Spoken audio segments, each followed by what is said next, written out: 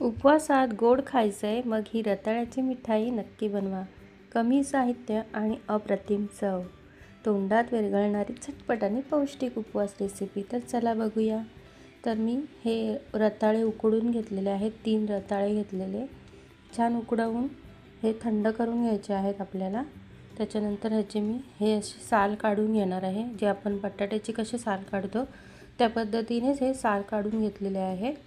आता ना हे बारीक किसणीने आपल्याला हे किसून घ्यायचं आहे. चांगलं मस्त असं किसायचं आहे हे रताळी. तर बघा या पद्धतीने मी सगळी अशी रताळी किसून घेतलेली आहे. आता हे एका मोठ्या भांड्यामध्ये आपण काढूया किसलेली रताळी. ही सगळी काढून घेऊया. आता ह्याच्यामध्ये मी मिल्क पावडर वापरणार आहे. तर ही मिल्क पावडर आहे. तुम्ही मिल्क पावडर कोणत्या पण ब्रँडची वापरू शकता. तर मी 3 चमचे मिल्क पावडर घेणार आहे.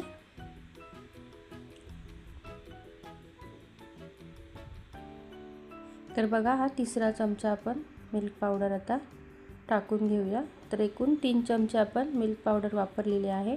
आता जसं आपण पीठ कसं मळतो त्या पद्धतीने आपण हे मिल्क पावडर आणि रताळे हे असं मळून घेऊया. याची मिश्रण छान असं गोळा तयार होतो बघा ह्या पद्धतीने. आता या गोळ्याचे आपल्याला छोटे छोटे असे गोळे बनवून घ्यायचे आहेत. तर हाताला थोडंसं तेल किंवा तूप लावू शकता. तर आपण पेढा कसा बनवतो त्या पद्धतीने हे असं हातावर असं चपट करून घ्यायचं. पेढ्याचा आकार द्यायचा ह्याला. आणि ह्या पद्धतीने आपण ही रताळ्याची अशी मिठाई बनवून घेत आहोत. तर आता सगळ्याच ह्या पद्धतीने आपण गोल असा आकार देऊन बनवून घेऊया. टिक्की शेप बोलू शकतो आपण. तर सगळे टिक्की शेप दिलेले आहेत बघा. ह्याचे सगळे तयार झालेले आहेत आपले. आता एका पॅनमध्ये आपल्याला तूप घ्यायचं आहे. तर ही उपवासाची रेसिपी आहे आणि गोडाची आहे. त्याच्याकरता हे मी तूप वापरणार आहे. तुम्ही तेलामध्ये जरी फ्राय केलं तरी पण चालेल.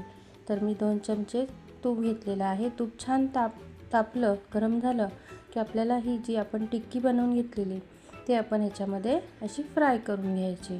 तर मस्त अशी जास्त ह्याला चमच्याने हलवायचं नाही, तुटू शकते. तर थोडंसं असं पॅननेच असं पॅन थोडा हलवला की खाली चिकटणार नाही ती. आणि मस्त अशी गोल्डन कलर येईपर्यंत मस्त अशी फ्राय करून घ्यायची. अगदी सोपी रेसिपी आहे ही. 5 ते 10 मिनटात बनणारी आणि फक्त 2 साहित्यामध्ये रताळी आणि मिल्क पावडरमध्ये ही मस्त अशी उपवासाची रेसिपी तयार होते. तर आपण मस्त अशी ही फ्राय करून घेऊया. फ्राय करायला पण वेळ नाही लागत. 2 ते 3 मिनटात ही छान अशी बघा मस्त कलर आलेला आहे. अशी छान अशी फ्राय होते आणि चिकटलेली पण नाही आहे आणि कुठे फुटलेली वगैरे पण नाही आहे बघा. मस्त अशी आपण ही गोल्डन कलर येईपर्यंत छान अशी फ्राय करून घेतो. तर मस्त दोन्ही साईडने अशी आपल्याला ही गोल्डन रंग येईपर्यंत फ्राय करायचे आहे बघा. चमच्याने मी जास्त ह्याला हलवत नाही, ढवळत नाही आहे. तर नुसतं पॅनच आपण हलवायचं म्हणजे खाली चिकटत नाही अजिबात. तर आपण या पद्धतीने फ्राय करून घेऊया मस्त. उपवासाला काहीतरी छान असं नवीन गोड पदार्थ आपण घेऊन आलेलो आहोत. जर तुम्ही उपवासाची थाळी बनवत असाल तर त्याच्यामध्ये हा स्वीटचा पदार्थ तुम्ही बनवू शकता. तर असं छान असं आपण क्रिस्पी होईपर्यंत फ्राय करून घेऊया. आणि अगदी गुलाबजामसारखी लागते ही रेसिपी. तर बघा मस्त कलर आलेला आहे छान असा. आता हे आपल्याला काढून घ्यायचं आहे.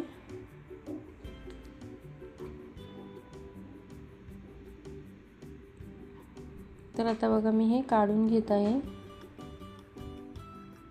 मस्त कलर आलेला आहे बघा. छान झालेली आहे ही टिक्की. रताळ्याची उपवासाची आपण टिक्की बोलू शकतो. गोड टिक्की म्हणजे गोड मिठाई किंवा गुलाबजाम. तर आपण हे अशी टिक्की काढून घेतलेली आहे बघा. मस्त झालेली आहे. कलर सुंदर आलेला आहे. आता दुसरी पण बॅच मी या पद्धतीने अशी फ्राय करून घेणार आहे. मस्त कलर खूप सुंदर येतो बघा ह्याला आणि फुटत वगैरे नाही अजिबात. बघा मस्त झालेली आहे. या पद्धतीने आपण सगळ्या या टिक्क्या आहेत रताळ्याच्या ह्या फ्राय करून घेऊया मस्त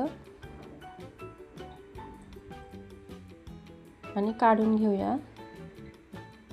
एका डिशमध्ये आपण हे सगळं असं काढून घेतलेलं आहे बघा. तळून सगळं फ्राय करून झालेल्या आहेत. मस्त अशा काढून घेऊया. आता आपल्या या टिक्क्या बघा फ्राय करून झालेल्या आहेत. हे थोड्याशा मी थंड करून घेतलेल्या आहेत. तर बघा मस्त अशा गोल्डन कलर आलेला आहे आणि क्रिस्पी झालेल्या आहेत. वरून एकदम क्रिस्पीपणा येतो आणि आतून अशा सॉफ्ट लागतात. तर आता ह्याच्यावर मी हे साखरेचा पाक बनवून घेतलेला आहे. साखरेच्या पाकाचा मी व्हिडिओ नाही काढला, कारण आपण जसा गुलाबजामला पाक बनवतो तोच पाक मी हा बनवून घेतलेला आहे. याच्यामध्ये थोडंसं केसर टाकायचं, म्हणजे छान असा पिवळा कलर येतो पाकाला.